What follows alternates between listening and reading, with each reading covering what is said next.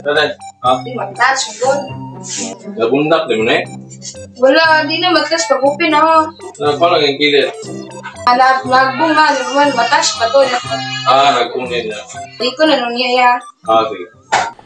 Hello mga kagadget, and for today's video meron po tayong aayusin na iPhone XR. Sinubukan po natin i-revive yung LCD kaso may black lines na po sa may gilid. Hindi ko na po na video kasi nakalimutan kong i-turn na ng camera. First things first, kailangan nating makopya yung serial number ng LCD sa ating iCopy Plus. Ito po yung ginagamit pang kopya ng serial number.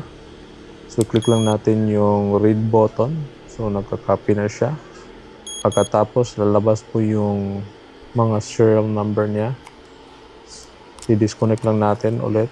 At saka, i-connect yung bagong LCD. Ayun, nag-detect na siya. So, click lang po natin yung right button.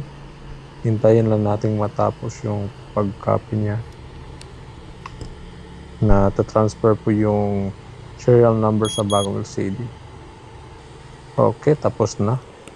Ang next namang gagawin ay i-transfer naman natin yung speaker niya sa bagong LCD. Remove lang muna natin yung mga screws. At heto na, natanggal na natin. I-transfer na natin sa bagong LCD. Kasama na pala dito yung sa Face ID niya at saka yung speaker. So, make sure to clean the speaker po para malakas po yung sound niya. At saka isauli na yung mga screws natin. Fast forward lang po natin ang mga bilisan. Tanggalin natin yung adhesive niya para mapalitan natin ng bagong adhesive. So make sure to clean po ito ng tama para dumikit po ng mabuti yung bagong adhesive natin. So spray lang natin dito. Cleaning lang para maganda yung gawa natin. Okay? Sige. So, naidikit na natin yung adhesive. So, tanggalin lang natin yung plastic niya. Saka sauli yung mga screws. Siguraduhin lang natin mabalik lahat ng mga screws at i-make sure na malinis talaga yung gawa natin. Sauli na din natin yung dalawang screws sa baba at lagyan natin ng bagong tempered glass. Ayan, may logo na. Ayos na. So, testing natin yung true tone. Okay na yung true tone niya. Activated na.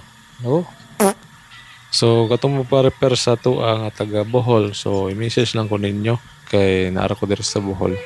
Kanya, nagtagalog lang ta para masabtan sa tanan. Okay? Daghang kayong salamat dahil sa pagsuporta sa atong page. Although, bago pa kayo nagsig upload. Pero, ubay-ubay Bohol na sa atong mga viewers din napita.